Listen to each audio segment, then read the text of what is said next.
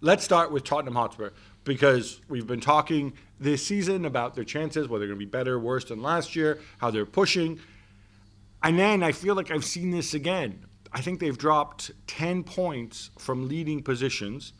They played Fulham last night. You figure, not easy, but Fulham, no time to prepare as well. We'll get to that in a minute. Yeah. And doesn't work out. Same pattern, Gab. They take the lead, they play well for 25 minutes, and then they stop attacking, and they just want to protect that lead. They want to control the game, to manage the game. But there's another hour to go. But is that a bad idea necessarily when you've got Son and Harry Kane and all these great counterattackers?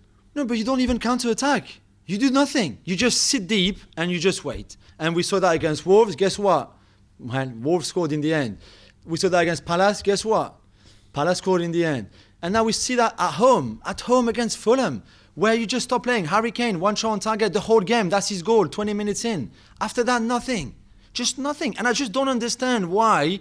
I'm all for protecting a lead in the last 10 minutes. You bring another centre-backs in, or I don't know, you put a back five and you make sure that you don't leave too much space and etc. But not when there's an hour to go. Don't give that extra confidence to the opposition team. Don't invite that pressure. Don't let them play. I take your point.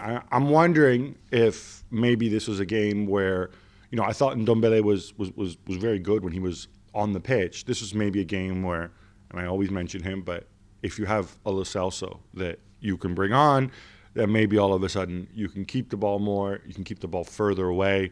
You can be a little bit more balanced in how you do it, rather than going out. I mean, if you're Jose right now, do you go and do you knock at Daniel Levy's door and say, look, don't look at me.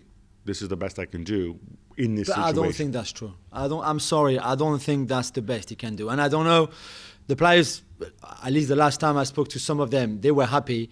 But since December the 6th, when they were on top of the table, they've won 1 in 7 in the league. They lost 2 and drew 4. I mean, this is not good enough. This is not good enough. And I think you could say, yeah, but Jose needs better player, or he needs different profiles there and there. I still think that he gets it wrong. That tactics is wrong, because the players are doing what he says. He's saying, okay, we're in the lead. We saw it against Arsenal in that second half, and they were 2-0 up, and that was fine, and they managed the game out, and okay, good. But as we said, against Wolves, against Palace, against Fulham, this is just not good enough. I'm sorry. You keep attacking last night in a team against Fulham who had played 3 days before, with the strongest team in the FA Cup, because they didn't think they would play again for another week. Yeah, that's an important. Sorry, I just want to talk about this, because Scott Parker, the Fulham manager, coming out, and he wasn't happy. I feel like Scott Parker never really gets angry because he's too nice a guy. This is about as angry as this is furious Scott Parker. But I think he completely has a point, right? So the Spurs were supposed to play Aston Villa. Aston Villa can't play because they have a COVID outbreak. And so the league looks at it and says, oh, look, free date, Spurs, you're available. You need to make up your game against Fulham. Okay, Fulham, you go play. And that's Monday afternoon. That's on Monday he gets confirmation of this, right? Fulham themselves have had their own COVID outbreak, which is why their game against Spurs was postponed. A lot of their guys are unavailable or aren't fully fit. You find out so late. You're supposed to go and prepare for games. Look, I understand why the Premier League did this. It's necessary. But understand, too, that this whole season comes with a gigantic asterisk, because these are not normal conditions. And I feel for Scott Parker a little bit. That said, I'm with you. I don't see how Tottenham threw this game away. And it's happened again and again. Yeah. And we go out, and this is why I have such an issue, when people bring up mentality and winning mentality and all this stuff, right?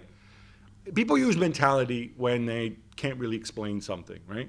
So when Spurs perhaps play poorly and they win, it's the mentality, it's Jose's mentality, winning mentality. It's the same Jose, it's the same mentality. It's not mentality, it's simply perhaps an approach that didn't work, but also I think credit to Fulham for believing and for really going for the equalizer and having the belief that they could go and get it. But they were let to do that, and I just think it's a real shame, because Spurs could have gone and win that game 3-0. Thanks so much for watching ESPN on YouTube. And for more sports highlights and analysis, be sure to download the ESPN app. And for premium content and live streaming, subscribe to ESPN Plus.